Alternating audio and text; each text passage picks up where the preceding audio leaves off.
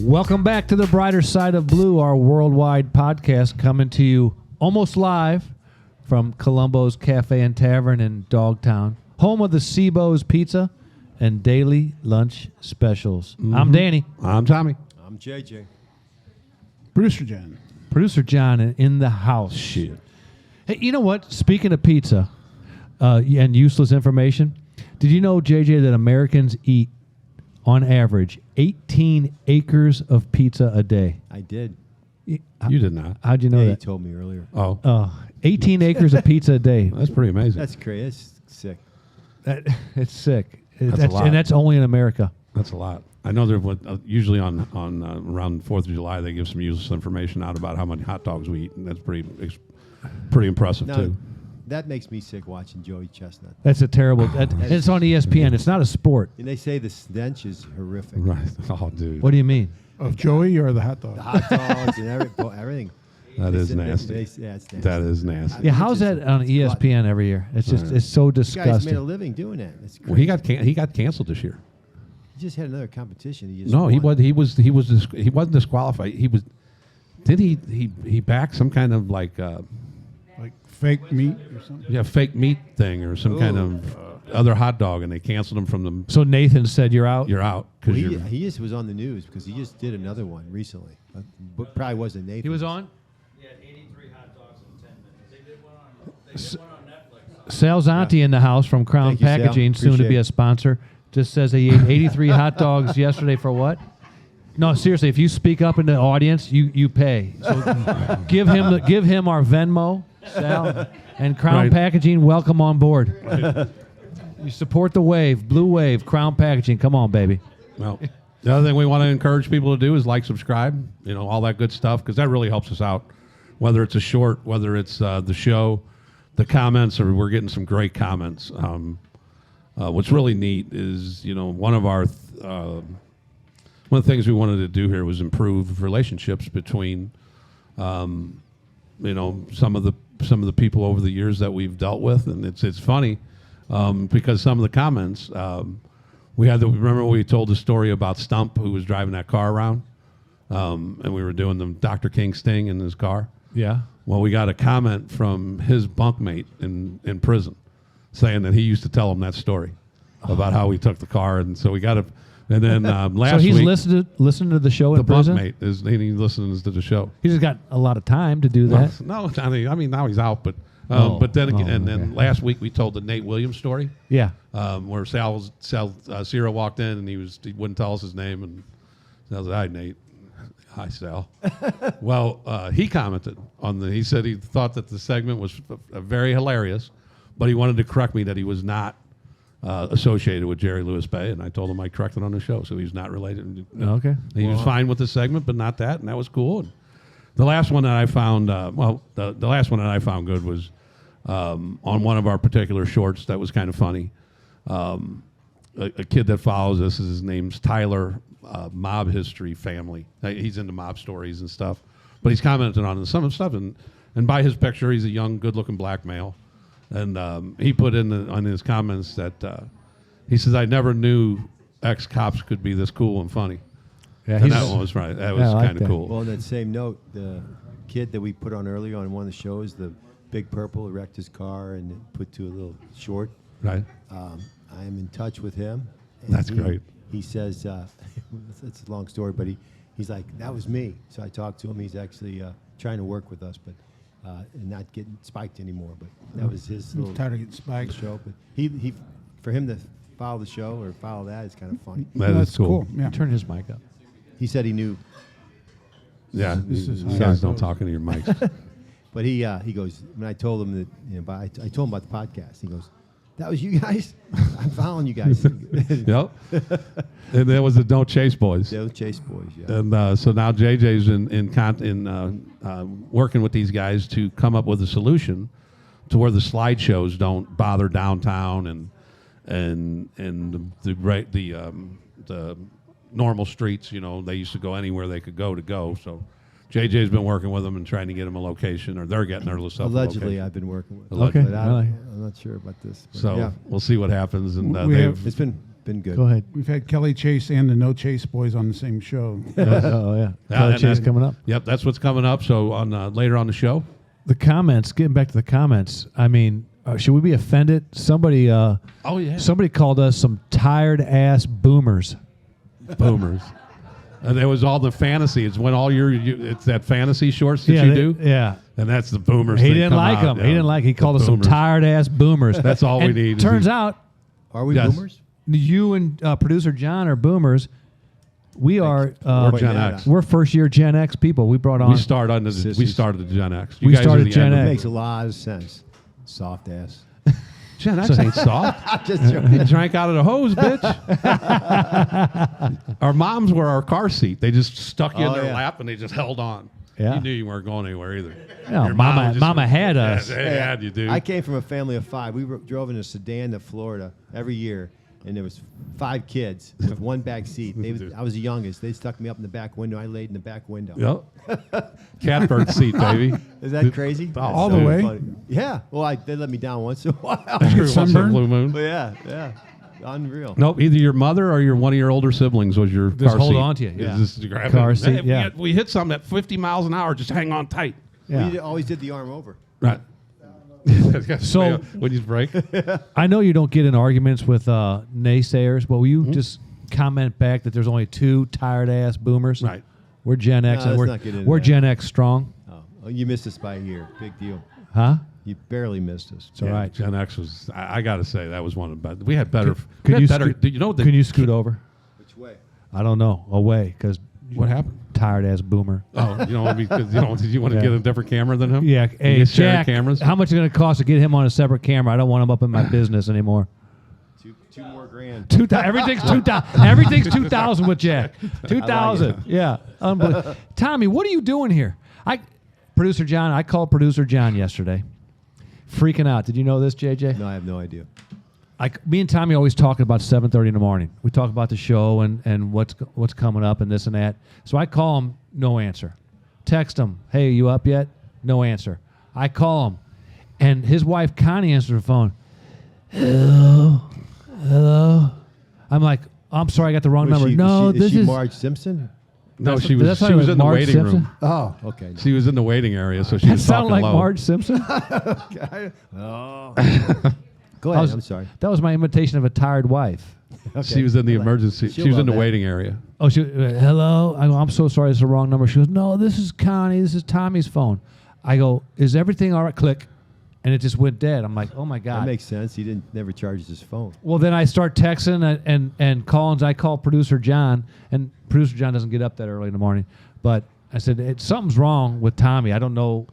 Connie sounds like there's something wrong. Anyway, long story short, already passed that up. He has knee surgery yesterday and tells nobody. I knew. It was You just a knew? little meniscus operation, a Okay. little torn meniscus. All right, well, just a little heads up because me No. and you were kind of bonding at 7:30 in the morning. Right, I hear you. That's what we talk. We get a lot of show ideas come out of 7:30. How was the in morning. surgery? Everything okay? Everything went good. Doctor, Painkillers are working. I don't need the painkillers. I got. I'd let Jesus Christ take care of that with his plants and stuff like that. So, The With natural his herbs. plants. With his plants. and no, I don't need it. I got a bottle of oxycodone, but I haven't. Hey, don't go haven't there. touched any of that. But Dr. Sigmund, and his people, just you know what? I mean, Sigmund Freud. I hate any kind of manufactured drug such as anything that doctors would give you. But anesthesia, if that was legal, that would be like if you got a 15-minute anesthesia pill and a 30-minute, you could take them power naps. Because that nap I took was just off the chart. And you just wake back up and you're like, It's "Man, done." I'm right back here. And then you feel good for a couple more. I'm telling you that anesthesia could, I could see me getting into that just for power naps. Wait a minute. You're kind of, I'm almost thinking you must be sort of a sissy because they operated on your knee. They couldn't give you locals in your knee. They had to knock you out. That's what they did. I don't fight with them. That's what they do. Wasn't his call, Right. JJ. Just think if you were like the club dope dealer that's giving out, ecstasy or Molly or whatever they do nowadays, but you accidentally grab the anesthesia pills. And you go to the club and you're passing out anesthesia pills and everybody's just passing out, sleeping. That'd be a boring ass bar. That'd be boring. That'd be a Sleep. tired ass Be all boomer sleep. bar. Well, I know how you felt, Dan, because remember this time, 4 or 5 years ago, we were at J.J. Twiggs, and Tom had went to the bathroom. Well, somebody in our group, one of the guy's wives lost her ring, and we thought maybe it was on the floor. So Tom's in the bathroom. I went to look underneath the booth. So I'm on face down on the floor looking for this ring. Well, Tom comes out, and I'm laying face down on the floor, and all these people are looking at me, and he thought either I got shot or I had a heart attack or something like that. But he came running up, and it made me feel good because he was really upset because he thought I was dead. But I felt him remove my wallet. Can you feel this? Yeah. Wallet removing. Oh my God!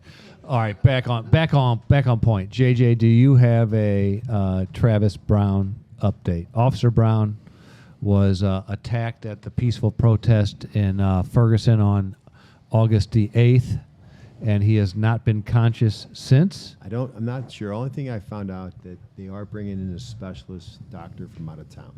That's all I know. Okay. Hope something works out there. We're praying for one of our officers that was attacked at a peaceful protest, and he hasn't opened his eyes since. So Before we go any further, have we talked about what the interviews we got coming up? we have not. Yeah, we need to. Johnny Schicker, our spotlight. We're doing a little thing every once in a while. We're going to do a sponsor spotlight, and John Schicker joined us and had a great conversation. Johnny grew up with us, a lot of us, and in the same area, know the same people, went to the same high school. But Johnny we had a lot of fun with him. And then earlier today, we had Danny couldn't make it. He had a meeting, and we sat down with Kelly Chase, and that was just a great interview. And he's getting inducted into the St. Louis Hall of Fame, as you'll hear that I got corrected with the Johnny Schicker interview. Yep.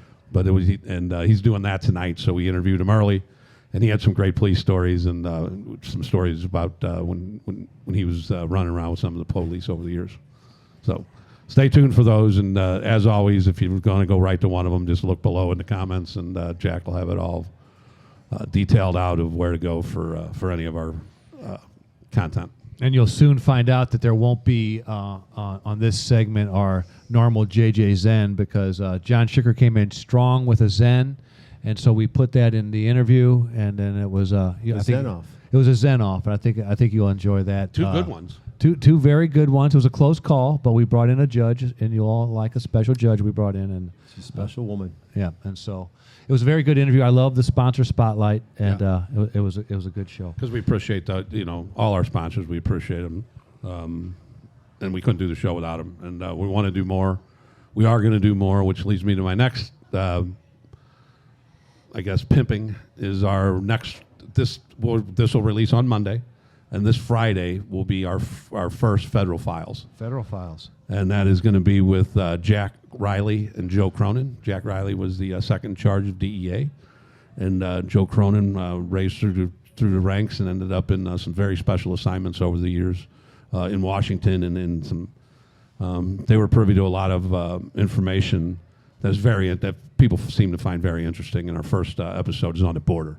And we get into TikTok and terrorist watch lists, and a couple drug dealers that have gotten taken off, and it was pretty interesting. And you guys know how knowledgeable they are. And Jack Riley was the second in charge of DEA nationwide. Right. Yeah. Not just the St. Louis DEA. Right. He was the big dog number two nationwide. So he was that. You're going to love the Federal Files. And those are going to be. On Friday. We're going to start with the border, but we're going to have other different stories. I think we're going to do the BMF, which I think people will find very interesting, and that is the Black Mafia family, who gained notoriety in Detroit and Atlanta and California, but they were very, very prominent here in St. Louis also.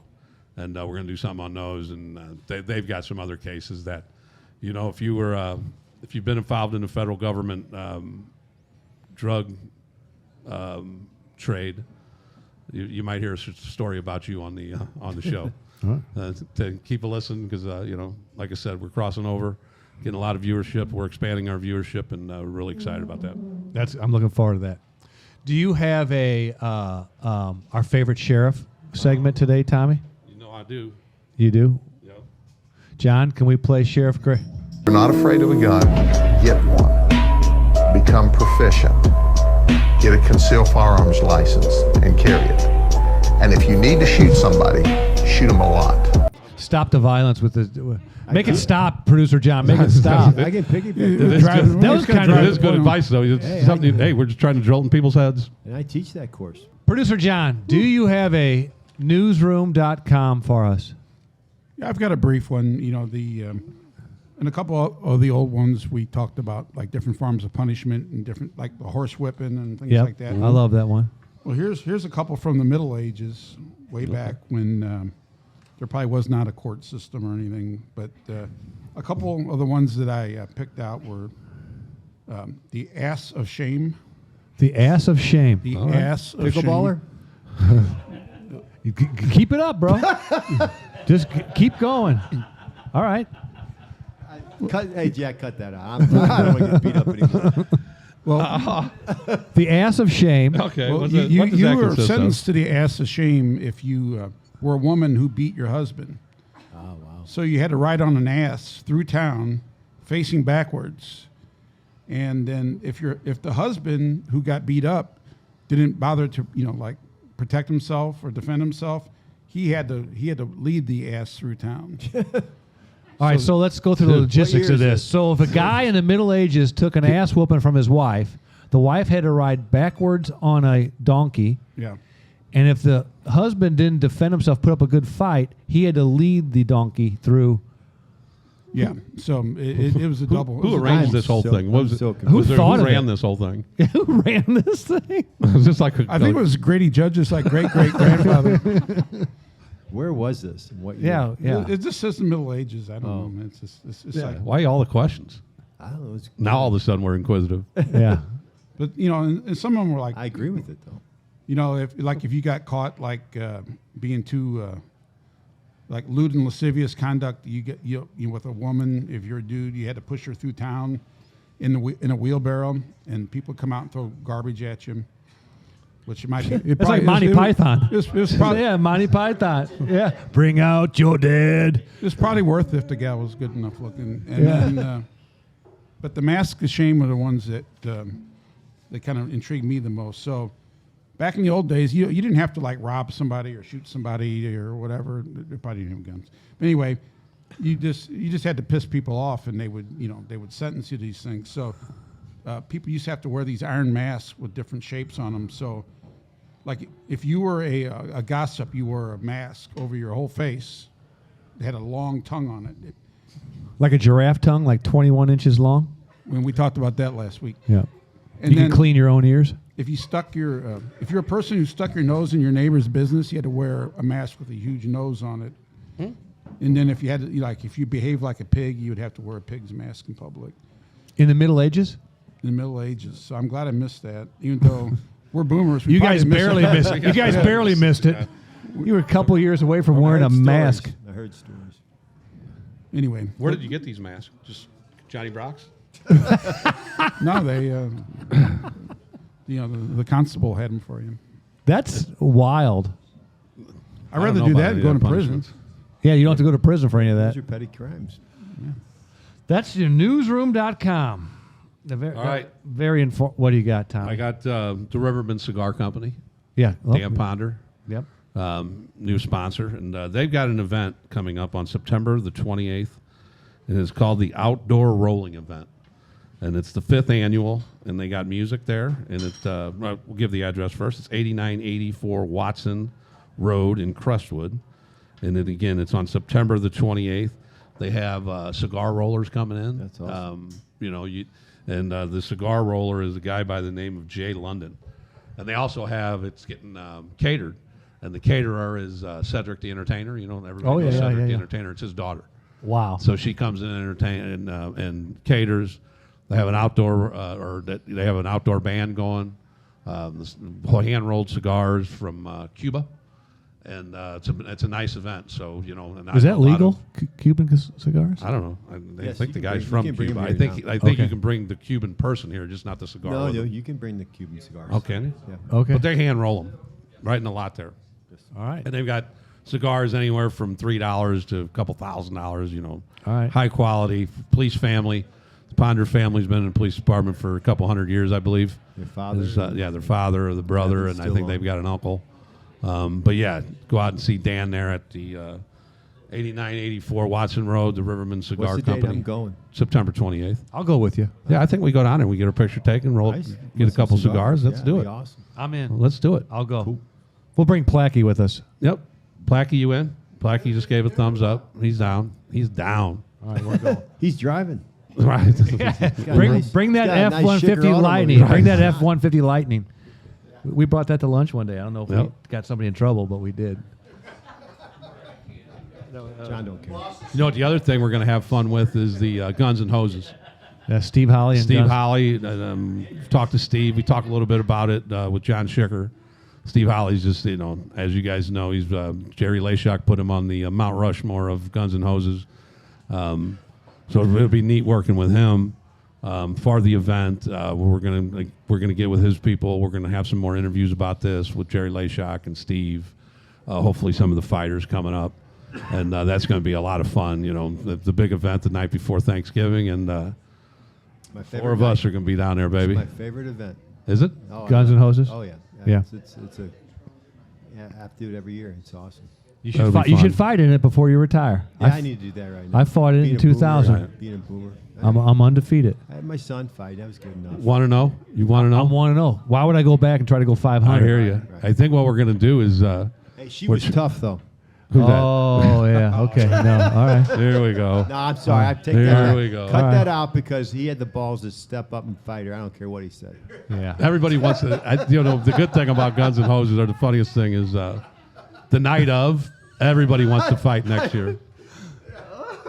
I'm sorry. No, I take that all back because he had the balls to actually fight, and the guy was a good fighter. And it takes a lot of balls Yep. to stand in there and fight. I agree. So I got to give him kudos. And, Nice try, Dick. And I wouldn't want to fight Right.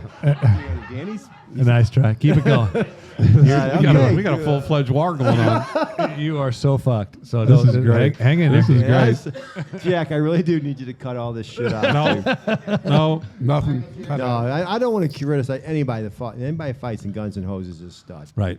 But everybody wants to, like the night of the fight, everybody's fighting next year. I'm fighting next year. Can I tell I'm you? gonna fight I next year. actually have one of the funniest stories I ever had.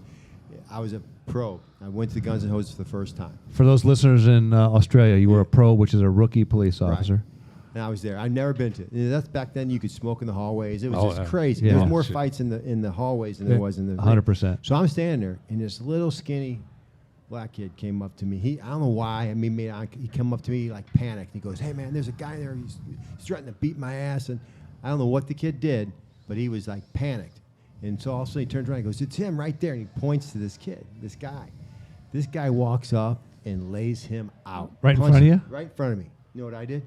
Walked away. Kept I walking. stepped over to the kid that was knocked out and kept on going. I'm like, I don't know. This is the crazy It looks shit. serious. It looks But it was serious. it was actually pretty humorous. And the guy, the kid that punched him, looks. He goes. He points at him and says. He walks up. And I thought it was gonna be like they're gonna talk it out. No, he knocked Yeah. this kid out, and I just Did you ever figure out what happened? no idea. That Hey, was that's a a- long time ago. Pretty good Statue- story, Officer of the Month. I was a pro, dude. What was I gonna do? I didn't do anything. I don't know. Something like No. help.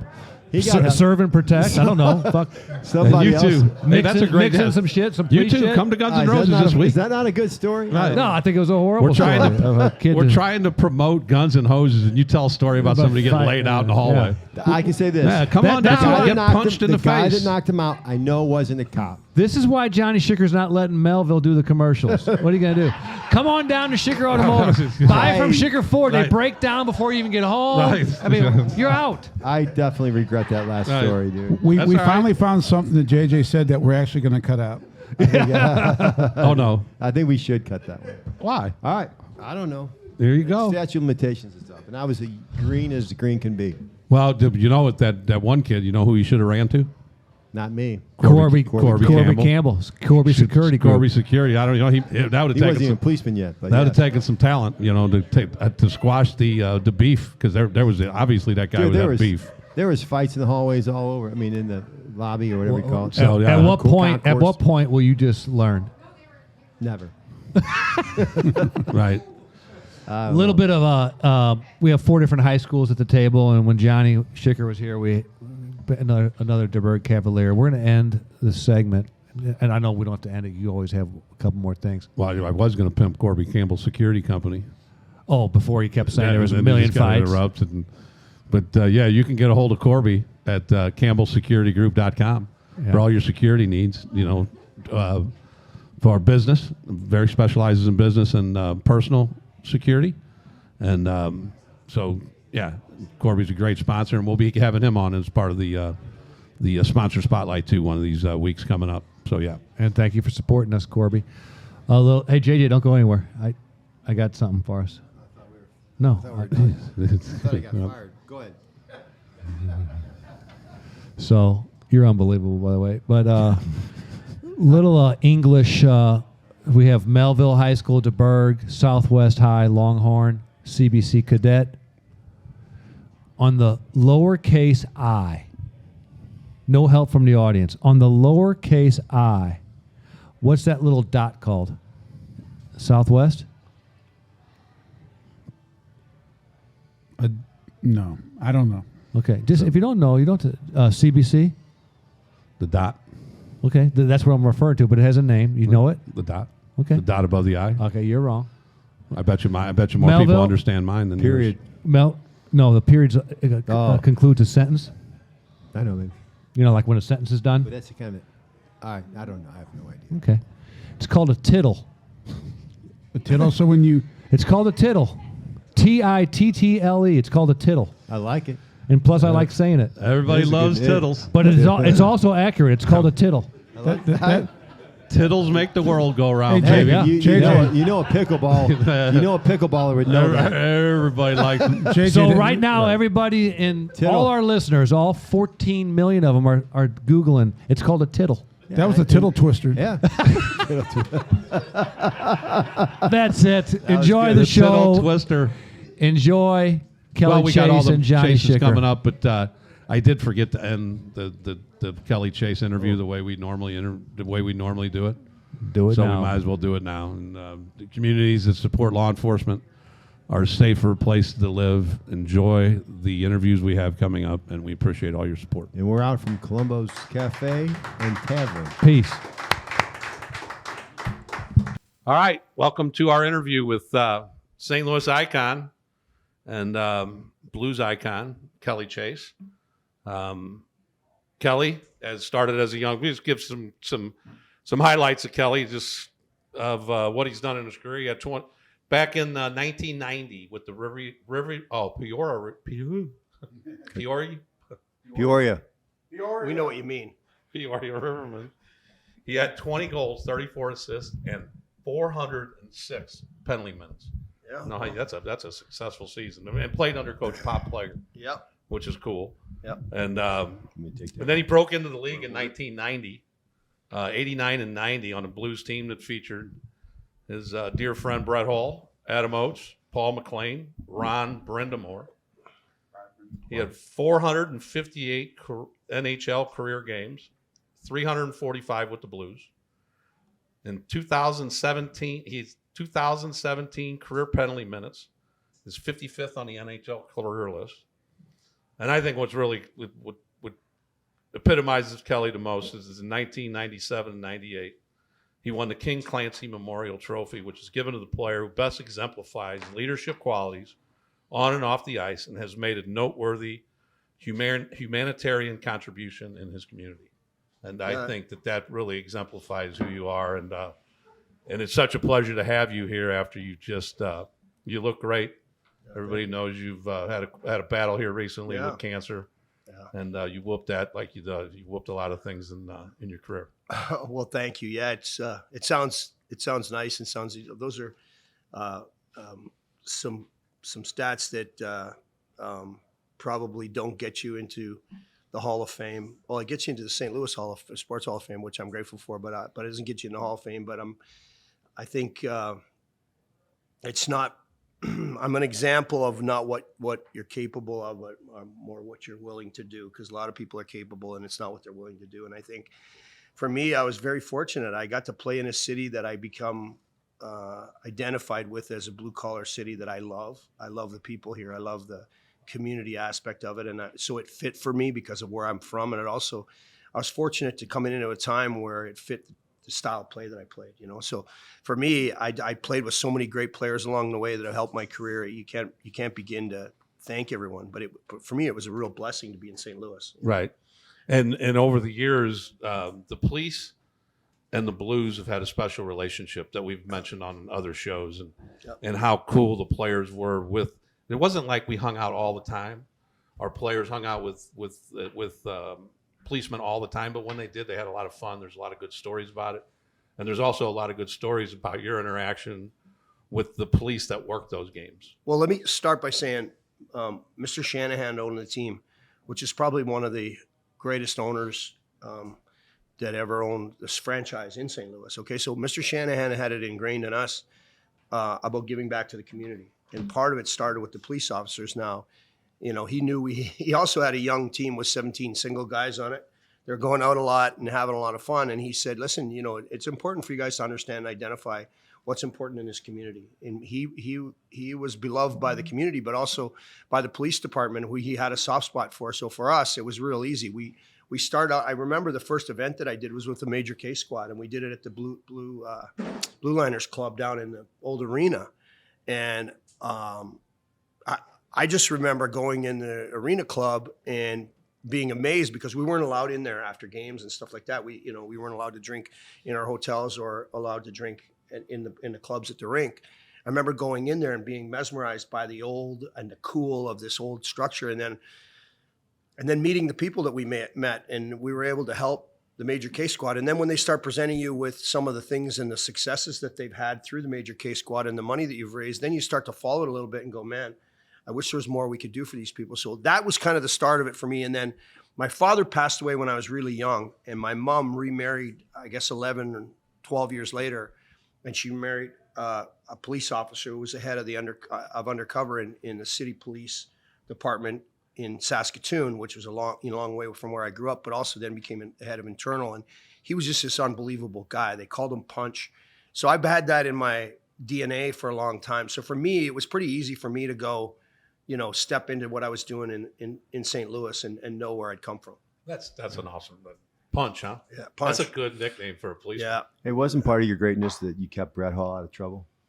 Well, I chuckle a little bit now. I said, I roomed with him for 7.5 years, and leukemia was not the disease I thought I was going to get rooming with Brett Hall. So I joke about it all the time. When they brought me here, they said, you're coming up to look after this superstar and Hully, and I thought they meant on the ice. I didn't realize, it was going to be a job that required 24-hour service. But in any event, we become best friends. And so you didn't know him grateful. before that?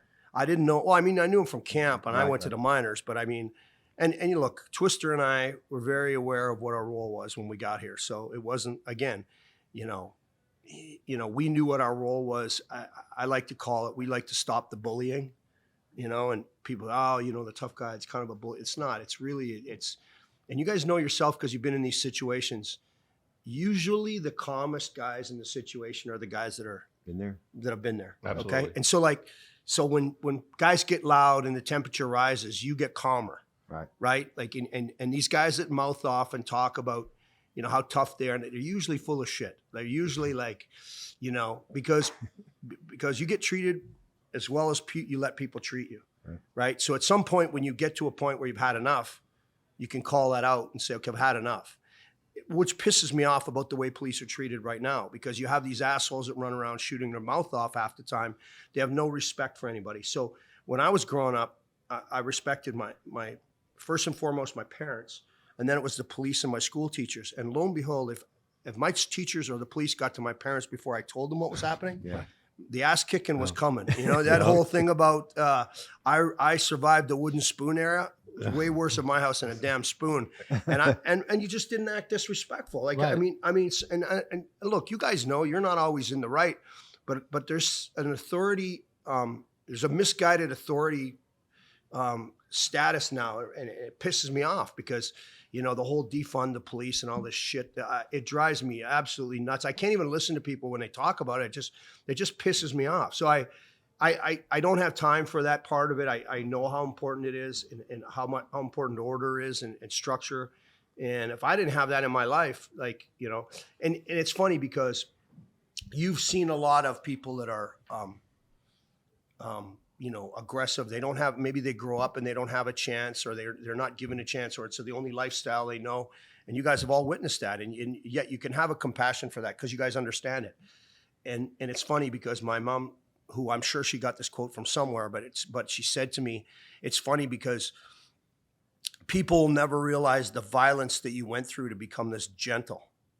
And it's true. Like, if you guys think about the stuff you see, well, no, but the stuff you see and the shit you go through and you have to do. And like, I've been in 355 professional fights on the ice. Okay.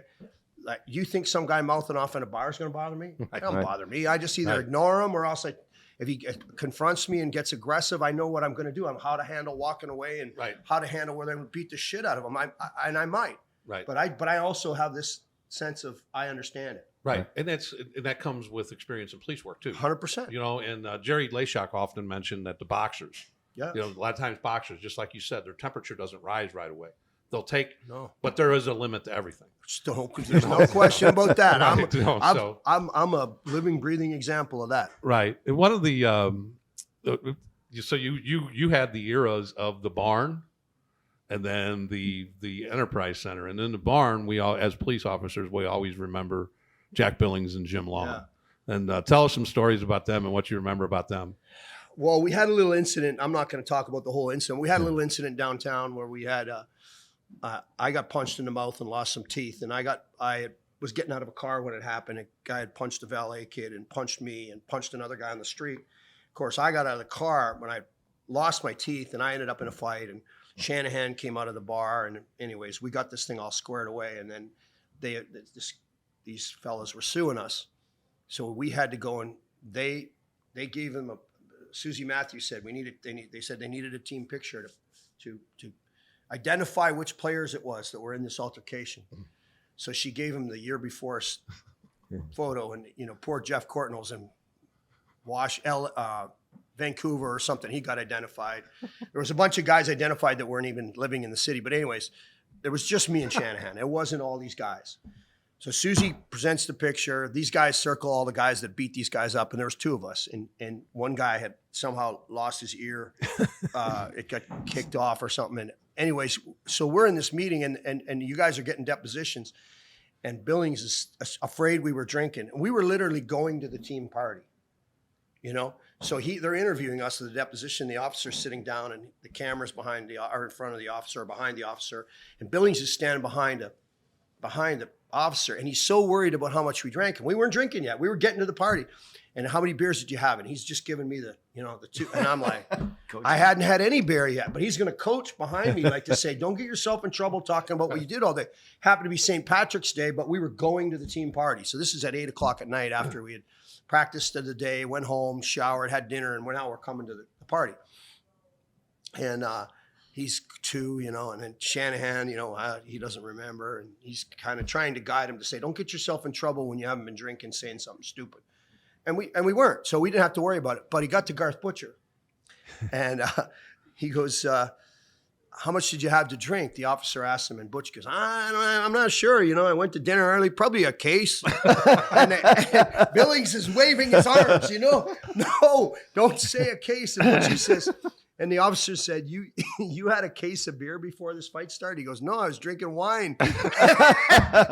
and Billings doesn't know what to say at that point, right?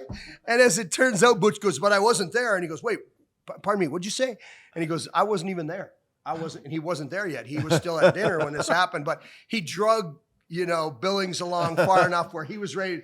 He was going crazy behind the guy. No, like this. And he drank a case of wine.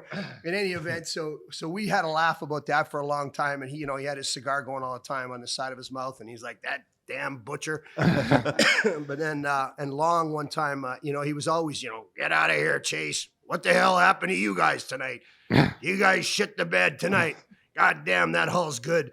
And, so he was always barking. And one of the nights when we were playing Chicago, one of the fans punched an officer in the face, and he was getting a talking to in the room, and it was rather loud. And I've been kicked out of the game early, so I could hear it. I was actually in the stitch room, which was across the hallway from the police room in the old arena, if you remember.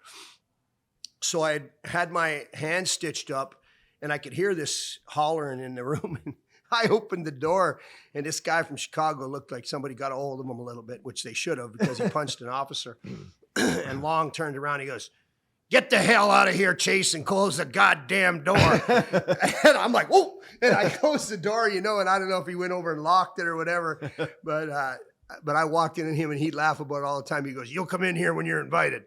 So, but we always made sure we stopped in. We had, like I said, we had 17 single guys when I got here. So we didn't need to go in the wives' room. So we went in, sat in the police room, and had a beer with the guys after they worked the night. And, then we went out on the town. And so we just made sure that we always had a communication line with us. And it was a great group. That's awesome. And then they went to the Enterprise Center, and they weren't giving policeman beer in the room that you used to drink with them at the barn, and you went ahead and took care of it. Yeah, well, Hully and I, we wanted to stop in, and by then we had wives, or were married or engaged or whatever it was, and so we were like, wanted to stop in and have beers, and we stopped in one night, and they're like, "No, they don't give us beer in here." Like, "What do you mean they don't give you beer here?"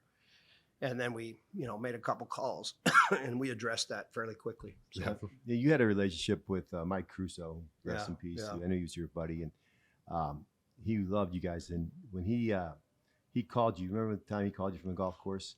It was, I don't even know when the year was. It was a long time ago, but we had a pick and par golf tournament. Actually, I got a picture with you. Wayne Gretzky played in it, Brett Hall, and then who else was in that picture? I guess those three. And so it's a cool picture. We're going to put up later, but that was the day. I'm jumping stories, but that was the day that you guys had to leave early. But there's times before that where you guys sat there with microphones and answered questions. That was everybody's favorite. Pig and Par was the most popular golf tournament. Everyone was playing it. But the year Wayne played, I got there. Mike Crusoe goes, "You ain't gonna believe who's coming here." And I go, "No, Kelly Chase, Brett Hall." He goes, "Yeah, but who else?" I go, "I have no idea." He goes, "Wayne Gretzky's coming." I go, "No way." And he showed up. Yeah, it's cool when Babe Ruth shows up, yeah, right? Yeah. The great one. That's awesome. But the story that I think is funny shows your character is years ago we had a tournament at Forest Park, and it rained out. And it was raining really bad, so we had a pig roast going that we always called Pig and Par. So we had to stay there with this pig and Dudley's, the Dudley boys, yeah. Dudley's, yeah, big sexy. I almost ruined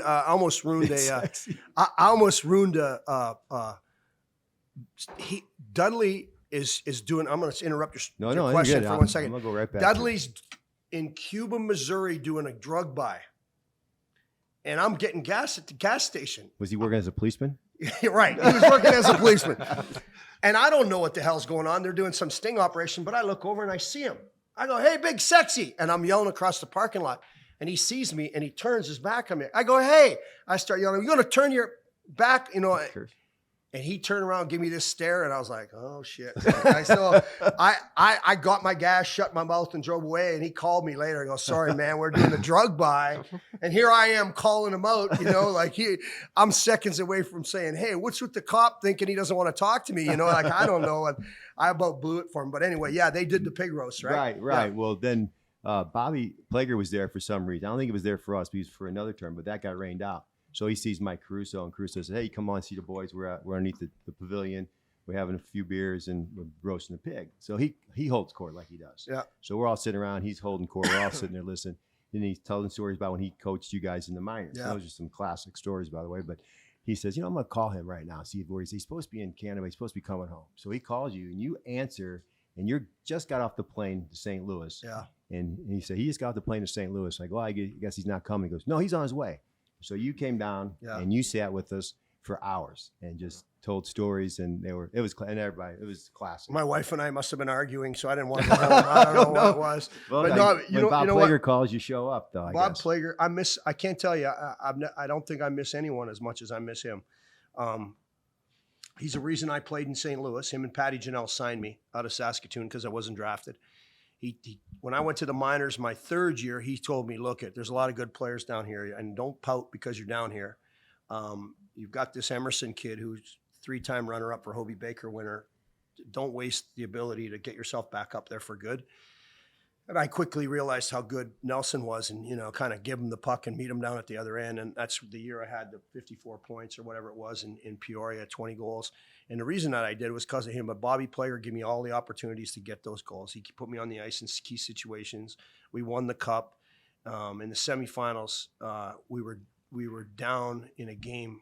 We were down 2-0. I scored and made it 2-1. They scored again to make it 3-1. I scored. He puts me on the ice again. I scored to make it 3-2. We tie up the game. Dave Thomason scores in overtime. After the game, he comes to me and he said, "You know why you were on the ice?" And I said, "I don't know. Like we had some injuries inside." I said, "I don't know. I mean, you just trust me." He goes, "No, but I put you in those situations during the year so you were ready for that situation in the playoffs," which is pretty remarkable for a guy that, he had a unique understanding of the game. And if you understood Bobby, you understood what he was trying to say. But the fact of the matter is that when I reflect on it, all of the opportunities he gave me during the year were the reasons I was able to be successful in the playoffs. And for that, he did that with every guy. So as a group, we were successful because of the positions he put us in during the season. And he knew chemistry. And he knew we could win, and he knew, like, I was playing, like, look, you read my stats, okay? They look great, except I was playing with the MVP of the league and the Rookie of the Year of the league. I should have those stats, really. But he put me in a role. He trusted you, right? Yeah, at 400 penalty minutes because he knew nobody was going to touch those two guys. But he knew the roles, and he said, "I'm going to fucking put him in these situations because when he has success, he'll never come back here. He'll never be back in the minors." And that's what he wanted for me, right? So you have to go back and reflect on it to understand it. And one of the things that we talk about a lot as far as police work too is that any good unit you see, there's a very successful unit, go out, lock everybody up. They're very successful. They always have good leaders. Well, yeah. And if without those guys, and like you said, they trust you. Yep. They trust you in certain situations, which allows you to be more creative and do different things to be successful. Well, listen, communication and transparency, and then the ability to let somebody, flourish a little bit is just key to anything. Like I think it doesn't matter whether you're in business or on the ice or in law enforcement. Look I see the team camaraderie with you guys, and the best teams are the teams that are always the most successful. It's no different. And again, I'm sure it's like hockey. You don't miss the police work as much as you miss the guys when you leave. 100%. Like you don't miss hockey. You miss the guys. You don't miss the game. You miss the game in the playoffs. You don't miss the game during the year. You think in fucking middle of January where guys are blocking shots and everything's broken down and you need a week off because your shit hurts everywhere. You think guys miss the game? I don't miss that. You know what you miss is you miss being in the locker room 5 minutes after the game when you're having a beer in there talking before the media gets in there, and you're all sitting around in one spot talking about how you won and you're sweating and you know that you paid a price to have some success. That's what you miss. I want to piggyback that real quick because we've talked about we started this podcast to help try to get recruit because we're down in policing. We know that. So I preached, and I've done it numerous times on this podcast. Policing is like being a part of a team. And they always ask professional athletes, "What do you miss the most? You miss the game?" And they're like, "No, I miss the locker room." Yep. And that's what policing does. We have a locker room in the police department, and we become tight can be when the things we deal with. And it's like that's what we miss. And guys that retire from police department, they miss that. Yeah. There's what they call what's the club that comes here all the time? The Romeos. Romeos. They come here once.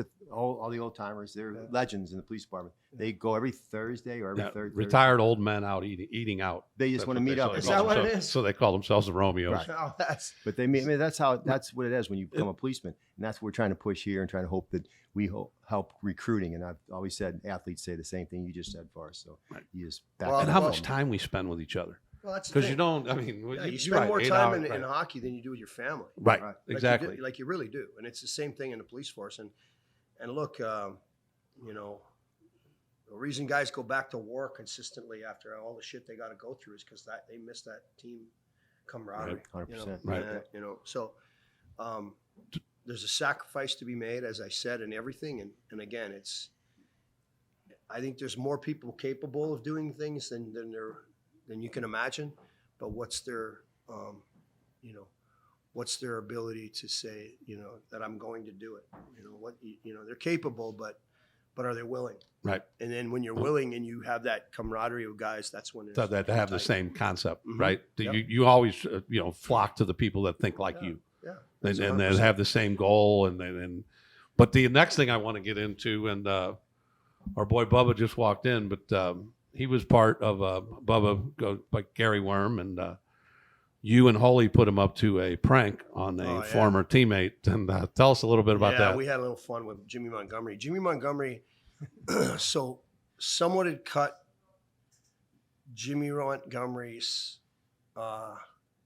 shoes, and they cut the toes off them and they stapled them to the wall, I think, and the toes were just a little bit spaced from the shoes. So after the game, he was raring to go out on a Saturday night, and there's his dress shoes cut. The toes are cut off him, so he's pissed, and he thinks I've done it, right? And I come in a day later, and he's filling up my socks with shaving cream and messing with my stuff. And I look at him, I go, "What are you doing?" And he panics. He's like, and I go, "Hey, buddy, you messed with the wrong guy." So I waited, and about 2 weeks later, I had a party at my house, and him, Jimmy Rivnick, Kirk Giles, and Brett Hedican left the party, and they all went down to Boomers on the landing. And when they got down to Boomers, this girl was talking to Jimmy, and she made a comment that there's no way he played for the Blues. He's too little, too small. And Jimmy was offended by it. He's like, "What?" And then he starts getting loud with the girl, and the girl's lipping off back to him, and back and forth goes on. And anyways, nothing happens. It just gets squashed. But I got a hold of Bubba and a couple of the guys, and I said, "Hey, we're going to mess with Montgomery. So we're going to say that this girl has pressed charges and said that he, had attacked her." And This is before the Me Too era. Correct? this is before it. Yeah, even. because it This wouldn't have is- been funny after the Me No, Too era. well, it would have been funny still, but it wouldn't have been. But we literally have it set up, and we take in an interview. They interview the three guys in the police room, and they interview the guys that were with them. And basically, the guys say, like, this is what we've seen happen. It might have been Jimmy, but no one knows what the hell's going on really. But it wasn't, Jimmy had got into it with her, but nothing really happened. I mean, if it did, it happened when we didn't see it. If he hit her or whatever. Well, we knew nothing happened, but anyways, they interviewed Jimmy, and Jimmy he's in a complete state of panic, and he's mortified, and he's like, "I never did, like, there's no way." And then what he does in the thing, he says, "It might have been Rivnick or Hedican that hit her, but I didn't hit her." And so Doug Crossman, who's usually just reading the newspaper in the locker room, as they come in and put this, "Well, guys, we had this incident. Here's what happened. Jimmy's got a towel hanging over his head." He's like, "Jimmy's been, charged with assault, and here's what's going on, and yada yada yada." Man, you guys are brutal. Now, the only guy that knows what's going on, the only two guys that know besides me, are Shanahan and Hull. I live with Shanahan, and Hully and I are best friends. So we go out on the ice for practice and say, "Guys, we're going to go do some more interviews. We're going to see you after practice." Well, after practice, or during practice, Mr. Shanahan, who never came to practice, showed up. And Shanahan, just by coincidence, and Shanny comes over to me and says, "Oh my God," he goes, he goes, "What the hell's Mr. Shanahan doing here? Who got in trouble?" Like, he knows what's going on. He goes, "I wonder who got in shit. This must be serious if he's here." And Montgomery can't make 4-foot pass. He's so useless at practice. It's embarrassing. Like, he can't do anything, right? And we wait till after practice, and then Bubba and one of the other guys come in the room. Who was it that came? Who was with you? Wingo and Bubba come in the room, and they go through, "Well, guys, we're going to have to talk to you again." Monty's just looking around. He's distraught. He's already going to call an attorney and everything. And said, "James Earl Montgomery, on behalf of the St. Louis Police Department and your teammates, we fucking got you." and he looked up, and everyone started laughing. They realized what happened. By then, it got around that we were messing with him. He started jumping around the room, and I was in the training room later, just I had some ice on my shoulder, and I was just sitting there reading the paper, and he walked in, he looked at me, he goes, "I know you're behind us. I will never touch your shit again, I promise." And so he was a good sport about it after. He was a rookie. You got to be, because He deserved it it. is fun. He was a cocky rookie. But if that was after the I'm Me guessing Too era, nobody ever messed with you after that. Well, no, I didn't have anybody messing with me after that. It was pretty. It was pretty good. But it was, there was funny Holy stuff cow. that guys did that that you guys were a part of. It. We'd set guys up, and the snipe hunt thing that guys used to do, and all those things, were part of the enjoyment of understanding to have some fun. And I think people don't do enough of that now in life. They don't look at it like it might actually be a joke. Like, you should be able to laugh things off. Right. You should actually be able to find humor in some of this stuff. There's not enough of that. It's all of a sudden it becomes personal, and it's an attack. And unfortunately, the people with the biggest mouths and making the most noise are getting the ones that are reacting to, because these assholes that are the 5%ers are the ones that are making it tough on everybody. And on both sides. On You both know sides. what I mean? On both Yeah, sides. exactly. On both sides. Yeah. Yeah. So And not always. I'm not saying that, but a lot of the time, it's common sense stuff that common sense is becoming a lot less common. Oh, unreal. So It's hard to find. It's Yeah. hard to find, and then hopefully, it all comes around, but I doubt it. But let's get to the Stanley Cup. Yeah. So obviously, you were no longer with the team, but you were with the team.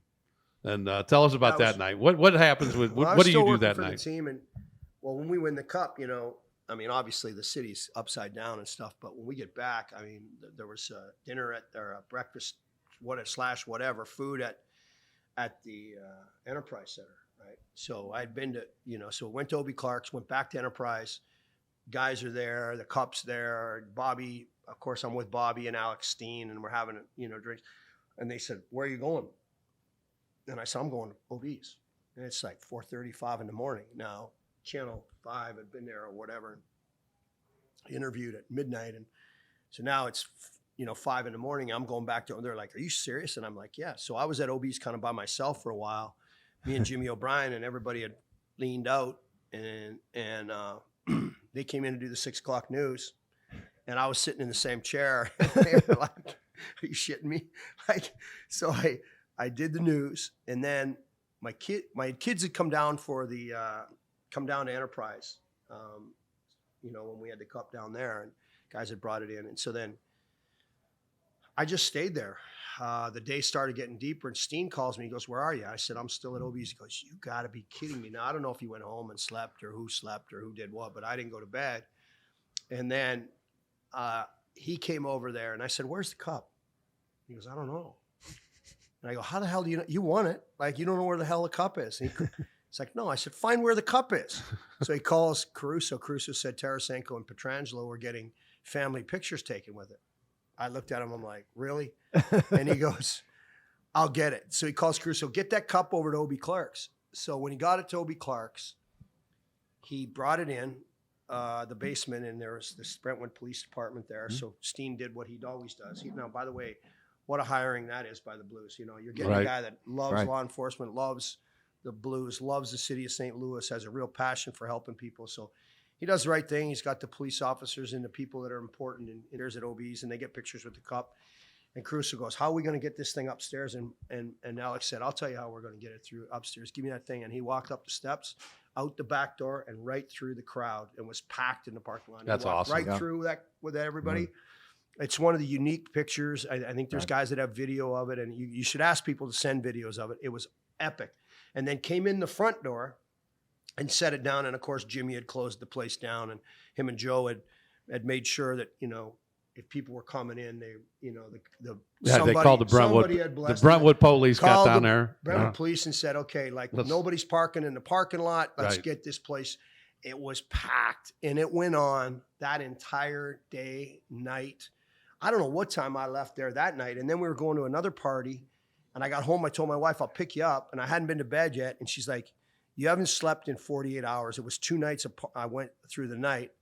And I'm not a substance guy other than alcohol. So I had a driver. I've never partaked in any of that other stuff because 2 reasons. 1, I would get kicked out of the league, and 2, I'd probably like it, and that'd be a problem too. So I never did any of that stuff. Right. But I was awake on just adrenaline and coffee.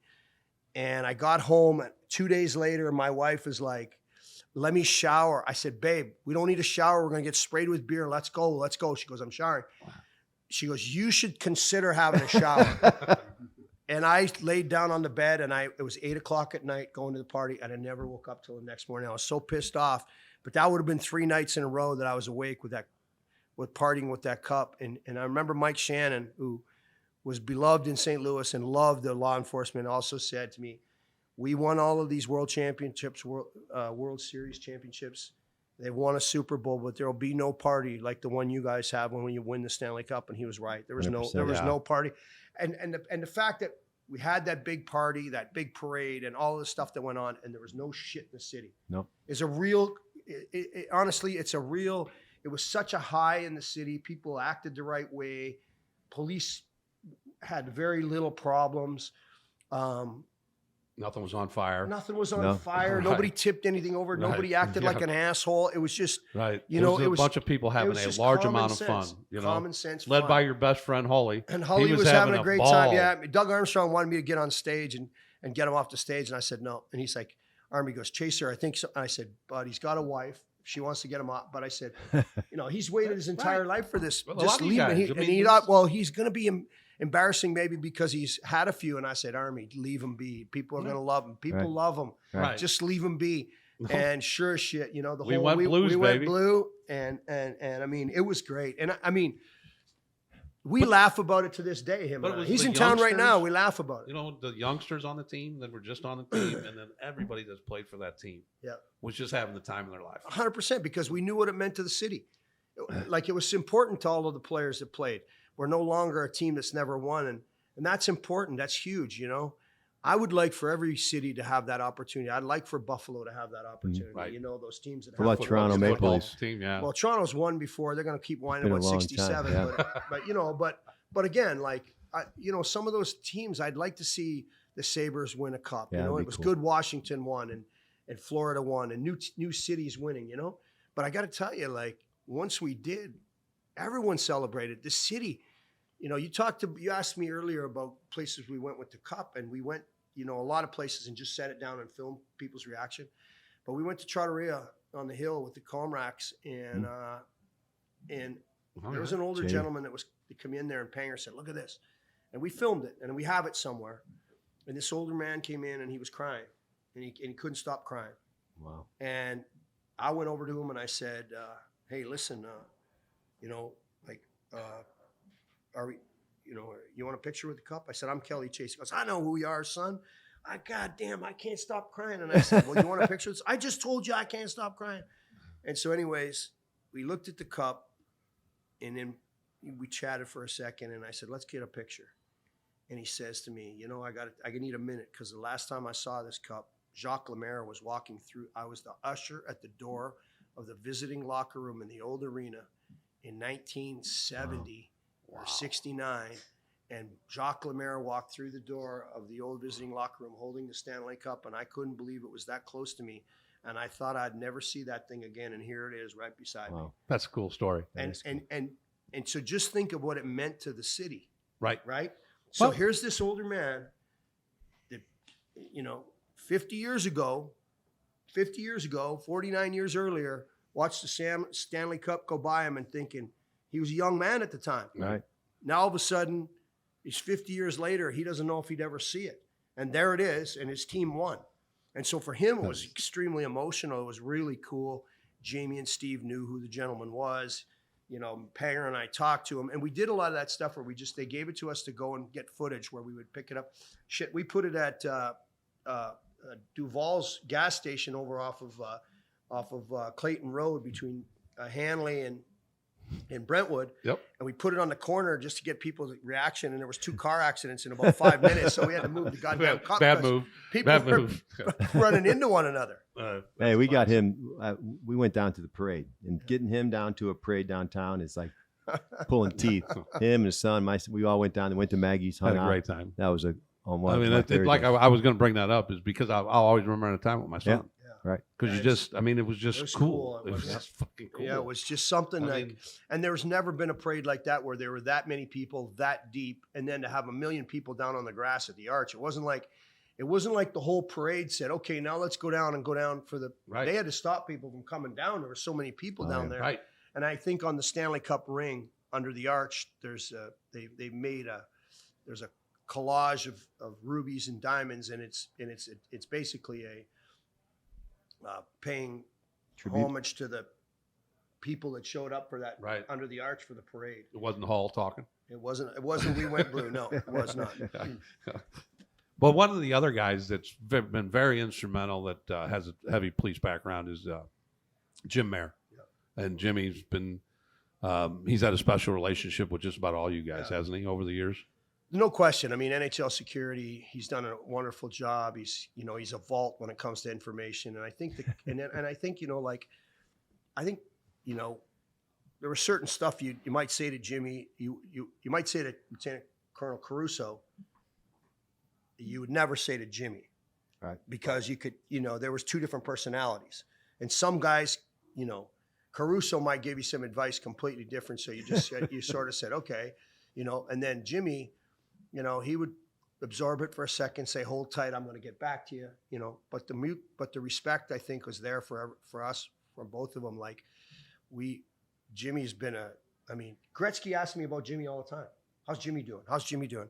Because he knows, like, there's been a lot of times where we've had shit come up and lots of times unwarranted, but you just never know. You can ruin a guy's career by saying stuff getting out there that's not even not published. That's not even true. Right. And so there's the handling those situations. Jimmy's he's literally a first-time All-Star, first-time ballot Hall of Famer for that. Right. Okay. Like that's just a fact. Now, some of the shenanigans that we pulled off as just being young guys in a time where, the partying was crazy just in sports, period. Right. All the time. Like I see young kids now, I don't know what they're going to talk about when they're older. They don't party. Right. They play games. Like, we never missed a party. Right. Like, and we started half of them. Right. So I feel sorry for them for the fact that the phone has ruined a lot of that privacy that gives you that opportunity to. Well, you could, because we came up together. Yeah. It's almost like Yeah. we all came up together. You Right. came up in the hockey Right. at the same time we came up in the police Yeah. department. So it was really fun over the years. And But Caruso, He loved all the shenanigans, dude. he dealt with it like, okay, you shut your mouth and you do that. I had an officer stop me one time and let me go. And, give me a ticket. Pardon me, gave me a ticket. And I said, I don't understand. Like I said to him, I said, I don't understand I was going to the airport. I was late for a flight. I said, I don't understand how you could pull me out of a grouping of everybody going the same on a highway. And you pulled me, it goes, there's officers all along the road, and they were drilling guys from the radar gun. Yeah, out of the hotel, out of the suites over there by the thing. Oh, Okay. wow. So I said, I don't understand how you can do that. So for whatever reason, I tell Jimmy, I'm going to fight this. So I think it's bullshit because I was going with, I couldn't go Going with the around crowd, anybody. right. I was just going with the crowd. And he's like, just calm down, would you relax? So I got stopped by him. So Jimmy called me, pardon me, I didn't give it to Jimmy. I gave it to Caruso. Caruso said, calm down. I'll find out what happened. So then sure enough, they kind of were getting guys in bundles and they weren't sure they were going to win it either. So he's like, give me the ticket. Here's what you got to pay. It's not going to go on your license, but you're paying this thing. I'm like, all right. So anyways, the next time I'm going to the airport, I swear to God, a week later, I get pulled over. I look in my mirror. It's the same guy. I'm like, oh my God. Okay. And I'm Making like, it hard to this like the gotta be police. shitting me, right? And so I pull over. Now I was speeding and he comes up to the window and I'm sure he knew that the ticket had been, and he looks at my license. He looks at me, goes, didn't I just stop you a week ago for speeding? I said, yeah, one of us is a slow learner. and he kind of shook his head at me and he goes, Chase, what are you doing? I said, we're going to the airport. These planes fly by. I'm the last one out of the locker room because I got to ride the bike and do extra. Everyone else is on the plane waiting. And I'm the guy, I'm the slug. I got to freaking get my work in with the coaches after, then hustle in the shower and get my ass to the airport to catch the flight. So I said, that's why I go, I'm sorry. And he goes, all right. And he was great about it. And so, there are certain times where you got away with something because the guy was, had common sense. I'm going to tell you a funny story. Okay. Well, you guys, I got stopped. I had a vasectomy done that day. Oh, shit. I'm the driver. I'm the designated driver. We go to Brian Sutter's going in the Hall of Fame, Hall Oates. We all go out. Sudsy's punching everybody, like he used to do. Anyway, he was our coach. We go to the Hall of Fame thing. We go to Plager's downtown on Washington. It's late. Finally, I'm like, let's go already. Like, let's get out of here, right? And we decide we're going to leave. And I get everybody home, and I'm going down the freeway, and an officer pulls me over. And he pulls up to me, and honest to God, I was in so much pain. I had dress pants on, and I was just like, oh, I just want to get home. And he goes, you were driving erratically. And I said, was I speeding? He goes, no. So he said, could you step out of the car? You've been drinking? I said, no. He said, can you step out of the car? I said, sure. So I get out of the car, and he wants to do a sobriety test, a roadside, which I have no problem. He goes, why are you sweating? And I can't say it because my balls are swollen up like basketballs right now. I should have, okay? But I swear to God, I can't even walk. I'm like, and he goes, walk this line. Well, just imagine now you're walking a straight line. Now you're taking your legs and you're putting one in front of the other, and you got these gunny sacks hanging in front of you, okay? So I'm going down the road, and he goes, why do you keep sweating? And now the cars start pulling up behind him. And the guys know he's got his camera on there. They're on, hey, whatever, come over here for a second. And you can hear him like, what the hell are you doing? Like he was, and he told you he's the designated. So anyways, the next morning, the chief of that department had called me, and I don't, want to say where it was, but he called me and he's like, hey, did one of our guys, yeah. I see, he goes, what happened? So I tell him, and then he goes, well, what? And I said, listen, I'm gonna come clean with you. I said, I had a vasectomy done yesterday, and they told me to go home and rest. And I went to this freaking Hall of Fame deal for Sutter, Missouri Sports Hall of Fame dinner, and then I ended up driving everybody home, and it was early in the morning, 3:45, whatever. I go, don't punish. He goes, what the hell did you tell him? And I go, nah, I wasn't gonna tell him, and he goes, so anyways, the guy called me, and he was gracious. He didn't need to call me. Yeah, and I'm gonna tell you what, I was so embarrassed. I didn't want to say anything to him. Poor guy got shit for holding me that long, and I had no, I didn't have any. And I said, don't give him any grief, because the next time I will be speeding or something, and then he's going to say, this asshole gave me grief. But anyway, I that time on the road, I'll never forget it. I was in the worst pain. It felt like I'd been punched out that night at the hockey game. And if you would have said that to him on camera, that probably would have went viral. 100% it would have went viral. Somebody would have got a hold of that. Oh yeah. I mean, he was really good about everything. He said, okay, you've passed all of this stuff. And I mean, I went on my way, but I was held up there for probably 25 minutes or so, 30 minutes. And I was just, it was a cooler evening. I think they do it in the fall. And I was just sweating. And he's like, why are you sweating so bad? What? And I'm like, are you nervous? And I'm like, I'm nervous. I want to tell him, man, I'm in pain is what I'm doing. Well, you mentioned in there the Hall of Fame for Sudsy, but tonight we're a little bit past the time that you said you could stay till, and but tonight you are getting elected into the St. Louis Sports Hall of Fame, correct? I made a joke that I probably they must have been short on tables, selling tables, so they put me in there. But I feel honored. I'm it's well deserved. It's well deserved. Very gracious that I don't know how or why, but I'm going in, I love the city and I love St. Louis, and I feel fortunate that this is the place that I played. Karma, is a funny thing, and I laugh all the time about, you talked earlier and touched on the leukemia. You can sit there, and for all of us, like going through what you went through to be a cop or chase guys down or have these wrestling matches with offenders or fighting on the ice or whatever. I mean, pain is inevitable. Like, you're going to have those things, but the suffering part of it is an option. It's optional. And so, like, you can sit and whine about it or do whatever.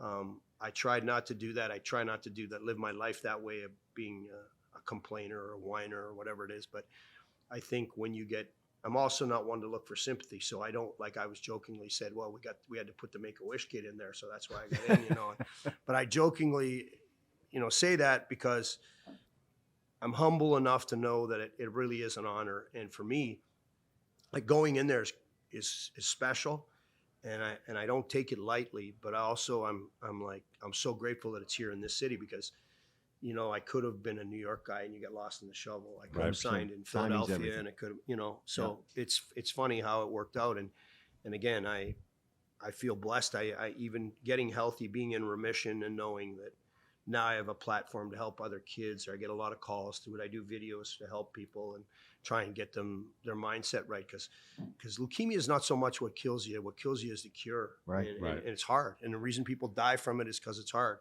And so you have to have a mindset that you're going to get healthy, first of all, and you have to have people around that love you and care about you. Because if you're doing it alone and you're sitting in a hospital bed, you can get awful thin and awful sick and not want to recover from it, and that's easy to quit. So I'm just grateful for all of it. So, you say how much you love the city, but I know the city loves you back that much. Appreciate it. And we really appreciate you over the years, as well as Holly and the rest of the Blues.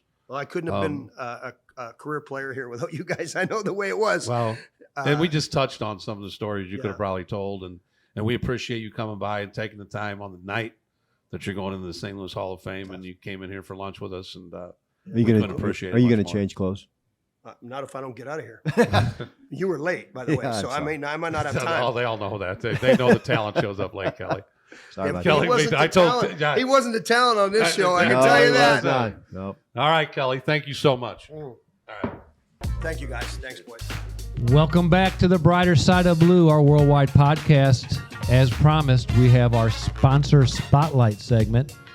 We have a great sponsor, great friend of the show, Johnny Schicker, president and owner of Schicker Automotive Group. Thank Johnny, you, Danny. welcome. Thank you, Danny. DeBerg grad, Absolutely. proud Cavalier.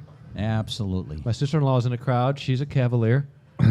Yeah, so we appreciate what Schicker has done for this show, keeping the blue wave going across the country. And did you know we got a call from a highway patrolman in California? Yeah, One of the I chip did. motorcycle I heard that guys. the other day, yeah. Yeah, He does, Poncherelli. he does listen. Really? Poncherelli. Yeah, really cool. I just have a question, Danny. Yeah.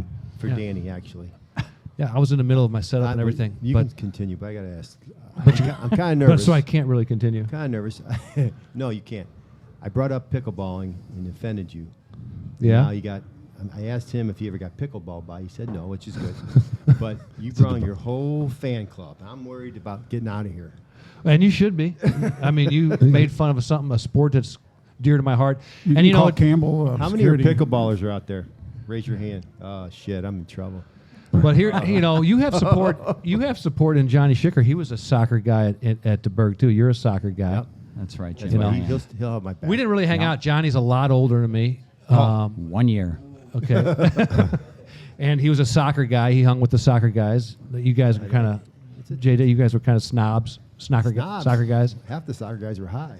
Yes, I used to run with a lot of the soccer guys. Really? We had a bad rep. Wasn't They me, did. but a lot of guys were.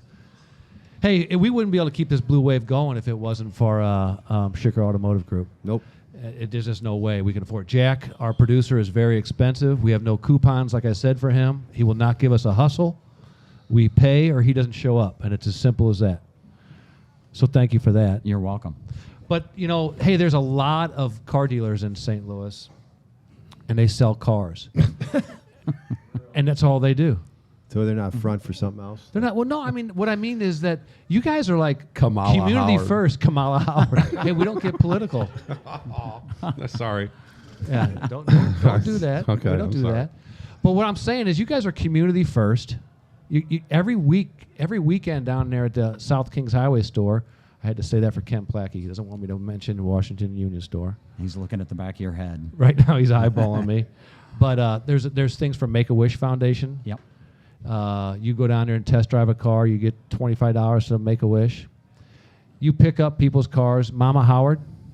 I can't find the picture of the first day my mom and dad bought their Escape. They also bought a Taurus from you, and they were so proud to have that car. The first several oil changes.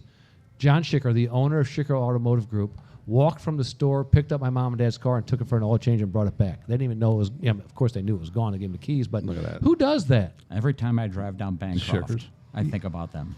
That's pretty Yeah, neat. yeah. That's pretty neat. And we Yeah. appreciate you Yeah. for that. So, but then also from your family, you're huge law enforcement supporters. How did that happen? I think my dad wanted to be a cop at one point in time. I think he did. He made the right decision. Yeah, he sure did. Yeah. Absolutely. He always had an affinity for law enforcement and the utmost respect for it. He, many friends, you and I were talking the other day, I'm like going on and on about John Burke and Sam Zouglis and Jim Mayer and Tony Lockenick, the people who spent a lot of time with him and would sit with him all the time. He got involved with the Backstoppers. I tried to find out the date, but it was probably 30 years before he passed. He passed in 2019. And then at the funeral, when I was leaving, Jerry Lee and Ron Battelle came up and said, "Hey, we'd like for you to take a seat on the board." And I was like, "Oh, okay. I'll get back to you on Wow. it." But so we got involved, and I cannot believe the people, the quality people that are on that board and what they do. There is nothing that gets spent on anything unnecessary. I mean, it's amazing. I have all this stuff that I printed out, and I was thinking about all the things, all the families, everything that they do, and not one thing goes to anything but making sure that our heroes' families are taken care of. So that's. Yeah. Let me tell you a little secret about your dad. I'm going to tell you a little insight. When your dad, we'd always go to lunch at Hilltop in uniform, and we always hoped your dad was there. Because every time we'd go there, and Rosie goes, "It's on Mr. Schicker. It's on Mr. Schicker." Every time we went to Amazing. pay. Yeah. Yep. So we act like we were surprised. Oh, thank you, but as soon as we walked in, we're like, we don't have to pay. Hilltop, You saw Biggie. you had binoculars up the street looking to see if he pulled No, back. we drive It's by. a go, boys. Let's go. We'd see his car. Right. We'd see his car. Hey, Mr. Schicker's here. Let's go Let's eat. go eat. You weren't Let's even go eat, hungry. Rose. Then they see him at another restaurant, another restaurant. They just started hanging out at the store and following him to Just follow lunch. him around. Yep. What Yeah. a great man. And he was a colonel. He was a colonel. He with was. He was on the He was, board of police commissioners. Yeah, he got a seat when I believe Buzz Westfall passed away, and there was an open seat, and he got the seat, and then for a couple years, and loved every second of having that badge. This Yeah. guy was he was unbelievable. He was kind of embarrassing actually. We're driving back from Jeff City one day. We're going through New Haven, and he is crazy driving, 80 miles an hour down Highway 100, gets pulled over. The guy comes up, he's fiddling around, he pulls out his backstopper's hat, he throws his badge out there, and he said, "I'm on the way to a backstoppers meeting, you gotta let us go." "Sir, you just need to slow it down." And I go, it was so embarrassing. It worked, though. It did work, Oh. so. That's unbelievable. But you've met so many great families over the years Oh, within the police department. And I think your dad started that, and then he kept tight relationships. And I think that probably goes down to you, because I know that you're friends through DeBerg, and obviously there's a lot of policemen that are on the south side, but you kind of carried that tradition on. And tell us a little bit about some of the families you've met over the years. I know you said you were close with the Lowers and the Lachenecks. And So my brother Joe was married to Eileen Sheets, and that was my brother's first wife. Unfortunately, Eileen passed away young, and then the And Lauer, Sheets is the chief, the actual the chief. ex Yes. chief, yeah, That was sorry, his, the former was chief. his daughter? That was his daughter. Daughter. Yeah, that was Matt and Timmy. Okay. gotcha. I can't Yeah, remember sh- that. and along the way, the Lauer family came along. Before that, it was the Lachenecks, because my mom and dad were friends with them. I was telling Danny the other day that there were two people that could come into my dad's office, more than two people, but two people where you could hear him upstairs just gut laughing, belly laughing, and it would be an hour. And it was John Burke and Tony Lachenec. He just he felt like Tony was his dad, and Right. and he just loved it. Yeah. That's awesome. Well, so you've mentioned John Burke a couple times, and with the Backstoppers, we've just hooked up with the Backstoppers too. Guns and hoses. I'm sorry, the Guns and Hoses, which is a big contributor to the Backstoppers. But Johnny Burke's going to be a big part of that whole thing when we're doing a show on the Guns and Hoses itself, and so yeah, that'll be fun for us. Yeah. Steve Holly, I just talked to him today. The Ford dealers as a group are going to be a big sponsor. We've bought all of the TV time for the televised event. Oh, wow. And so yeah, we've become a big partner, and Steve Holly is amazing. Yes, he is. He's So- just a super guy. Tommy touched on it, but I don't know if you knew this, but we were able to interview Johnny Burke for an hour of Right. fascinating stories really wasn't- about 3 weeks It before. wasn't much of an interview. We just No, asked he just- one question. He took off, Yeah. brother. Yeah, Right. he just He took was off. awesome. And it was About- it was a tough time fitting in where you want to put that, because he passed away a short time after. Right. But then now it works out perfect with our relationship now with Guns and Hoses, and it's just going to be that'll fit in just perfect, because Johnny was such a big part of that, and just as like you with Schicker and you guys are just a big part of that, just supporting the police. And it just means, it just makes people like Jerry Leishock and Steve Holly want to do that more when companies like yourself step up and really make it worthwhile. Yeah, I got to sit with John a couple months before he passed when he came in to get another car.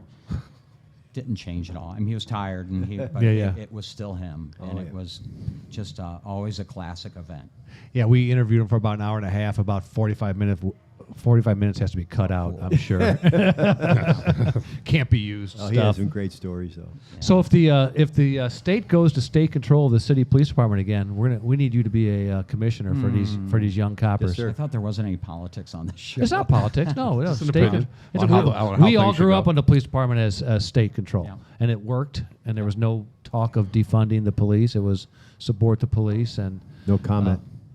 Here we go. Oh, yeah, that's right. He's still on, so we kind of have to watch so he doesn't Right, get, right, so he right. doesn't get fired. Right, But right. I don't even care anymore. Go ahead. Yeah. Oh, No. come no, on. here now. we Here we go. cut that out. Cut out. fired. Right. But we need to make you Colonel Schicker. There you go. So you have the Yep. county colonel, and we'll have the city colonel. Outstanding. Hey, if you become a colonel, can I have an 8 to 4 weekends off job? Absolutely. Thank you. Perfect. Now, we've told a couple stories on here about the car I used to drive, which was Black Beauty. And I got that from Schicker Automotive, your guys' place down there where QT's at now. Uh-huh. Do you guys still have that? So then they had a little used car place down there, and so we got to go pick our cars out from down there. And that was the first car I picked out from down there. But this thing, it was like Kit from Knight Rider. It had its own mind. Yeah. Dude, I was going back. So we were coming up to a house one time, and then there's a bunch of policemen ahead of us, and a car takes off from the curb and heads up the street. Well, it passes me, and they said, pull that car over.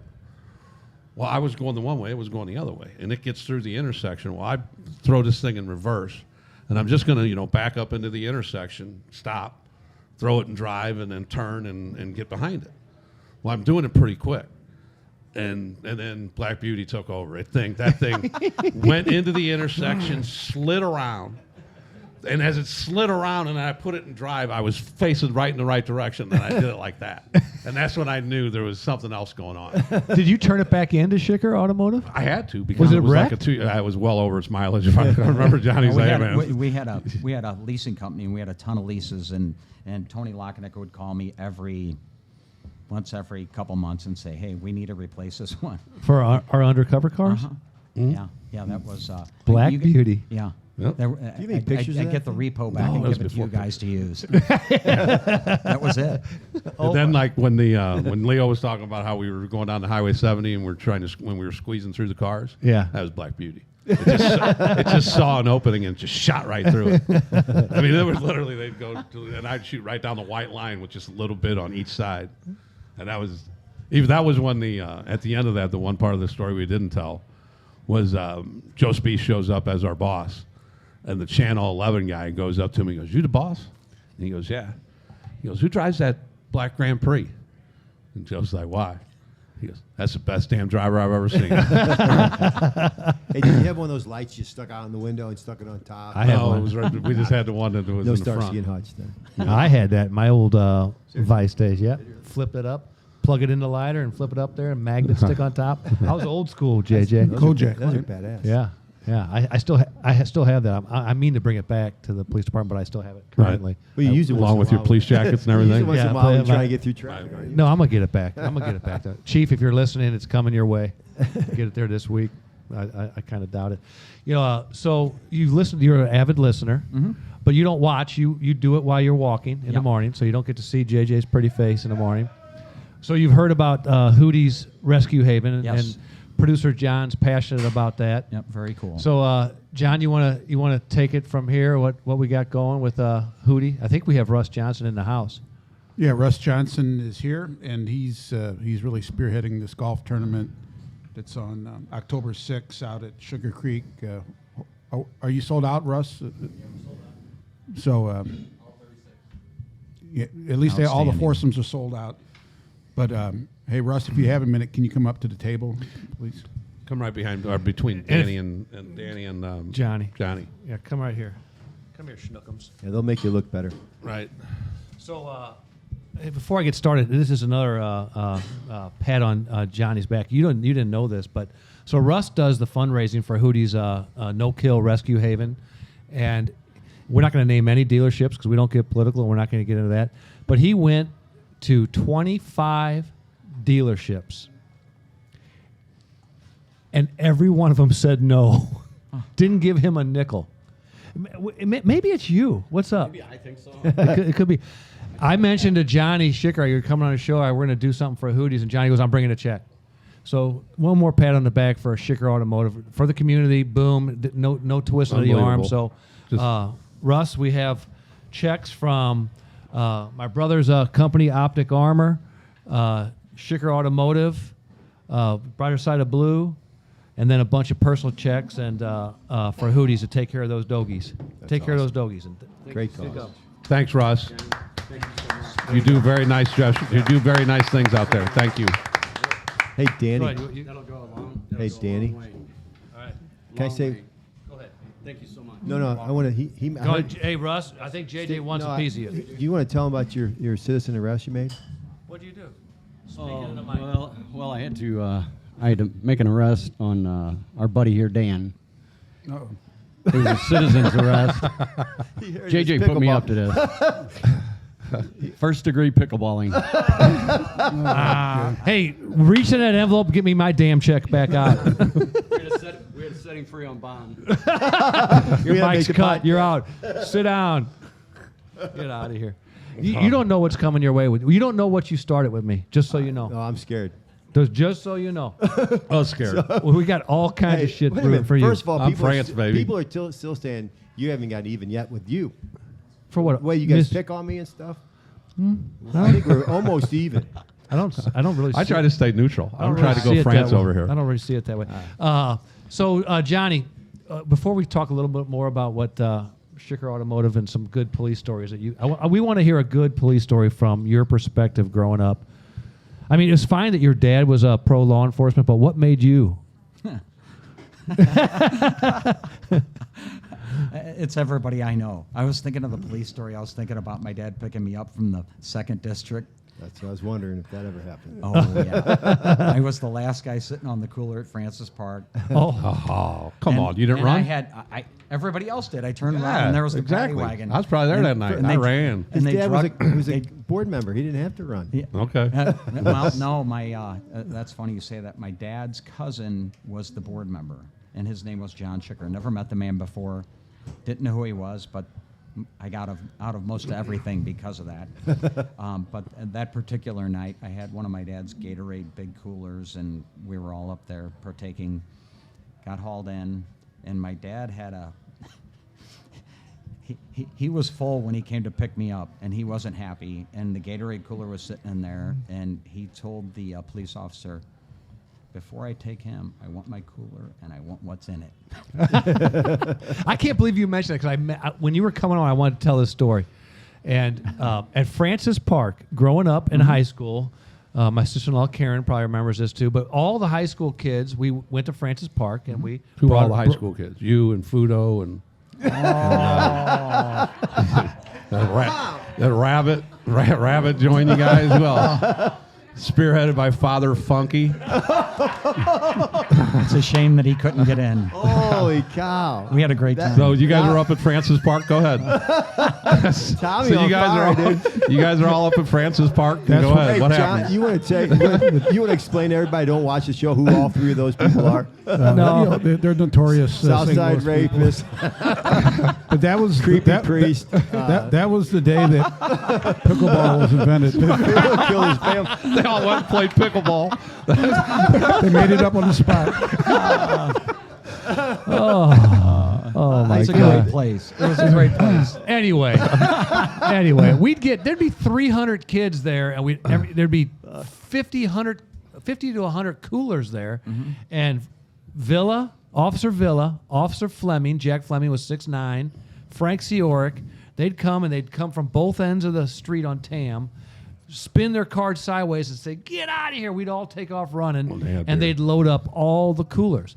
Fast forward about 7-8 years, I get transferred from the 8th district down to the 2nd district. I'm a young policeman, and I'm standing at the 2nd district roll call, and I look up. It's Jack Fleming.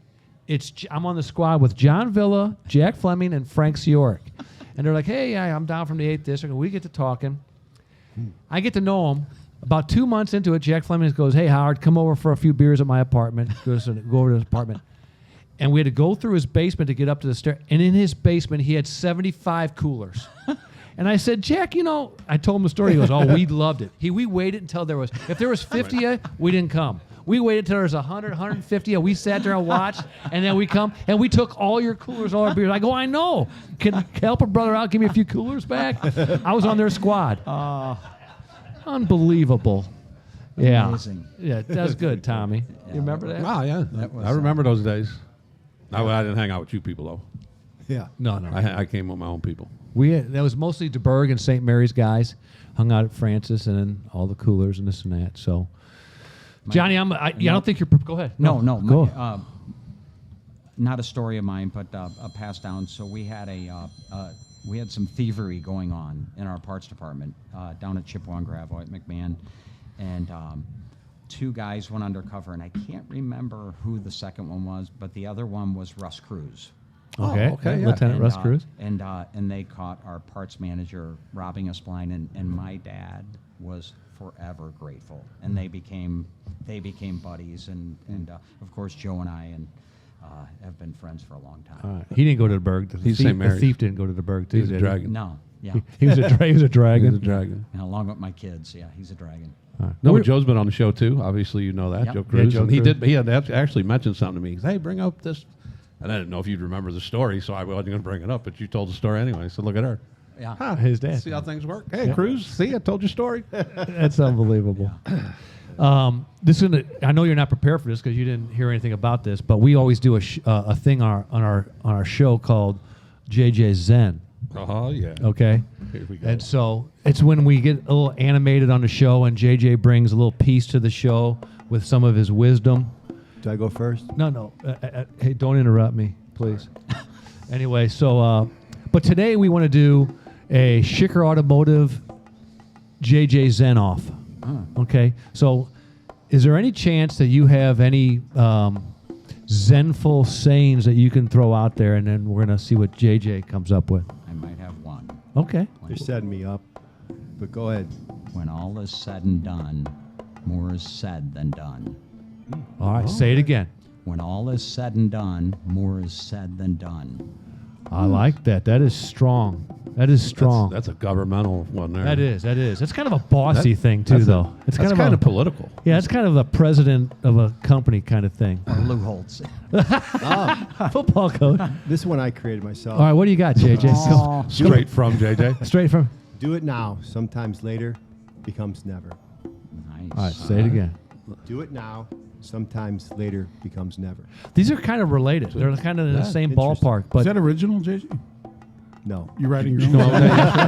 Right. that was good though. That's outstanding. That's what he said at roll call this morning. Like 10 times. I remember it. How can we? I don't know, Danny. How can I we think those figure are two. We got to come up with a way to decide who was the I better can Zen. decide right now. No, Which one? whoa. He Listen. won. Oh, You no. Or you're why? just Hey, saying hey, you don't know no, that. no. He won because he actually gives us money. Right. No, we're gonna do it fair. John, pull up our judge. We're gonna go to our original fan, our best fan, Mama Howard. Crank this up. We'll find out who won this Zen right now. 2, 3. Buy your cars from Schicker Automotive, but get your Zen from JJ.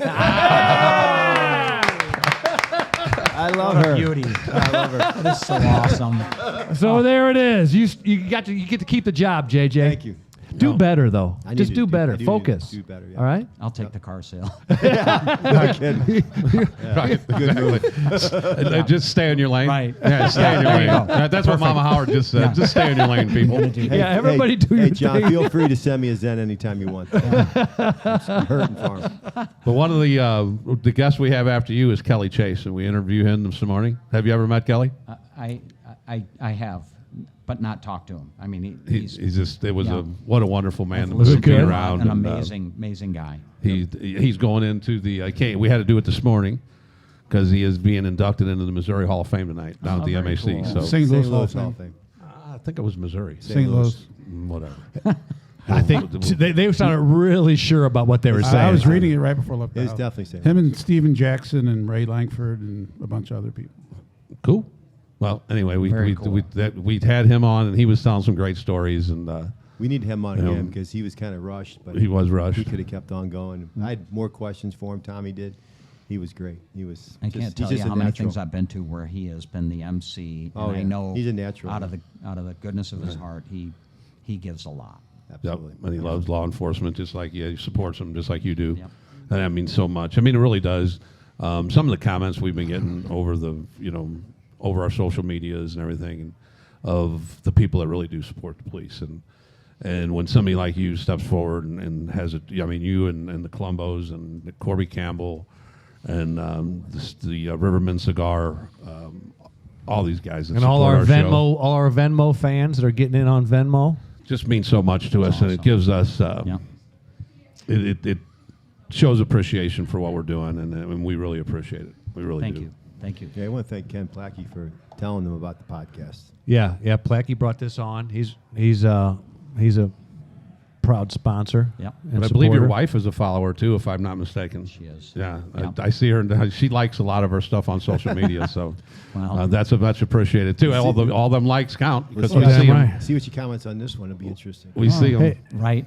Johnny, since you're the boss, every show we do a Schicker commercial. Moving forward, would you like Melville High School to do your commercial? Southwest High School, CBC, or you want to keep it with the Cavaliers of DeBerg? Who do you want to do the commercials for you moving forward? Cavaliers. Cavaliers. Yes. Andy, Cavaliers. you're the guy. Cavaliers. Sorry, He would- sorry he would that have you been guys s- couldn't get into Berg. So he, Yeah. he would have been so butthurt. You if know, he picked we somebody only else. went down to a level 8. At level 8, if we went down to a level 9, you would have had a prayer. You could have got in. You could have I got in, doubt it. buddy. I couldn't afford it. No homework in level 8. No homework at level 8. No classes. Nothing. But Danny's been taking a beating over pickleballing, so I'm glad you picked him. Yeah. Thank you. I needed that, He Johnny. needed to pick me up. You'd have been really butthurt. if But you we all because of Plackey, we only mentioned the South Kings Highway store. You got 30 seconds to tell us about what else you sell. So we have Chrysler, Jeep, Dodge, Ram in Washington, Missouri, and we have Ford in Union, Missouri, where we have a lot of pre-owned cars and a lot of new cars. And then we also own Auto by Credit, which is on South Kings Highway and Southwest, and also in Delwood. So and we do financing there, and Nice. yeah, Can our listeners get the Brighter Side of Blue discount out at all those locations? absolutely. No, but can we put that discount on Plackey's books? 100%. Out of his yeah. commission. Yeah. Out of his, Absolutely. yeah. Okay, so we'll do that. Yeah. Did you get commission? Johnny, thank you so much. You're for welcome. coming Thanks, on. Johnny. Awesome. Thanks for You're everything, going to have to buddy. come back. You're Thank gonna have you. to come back. Yeah.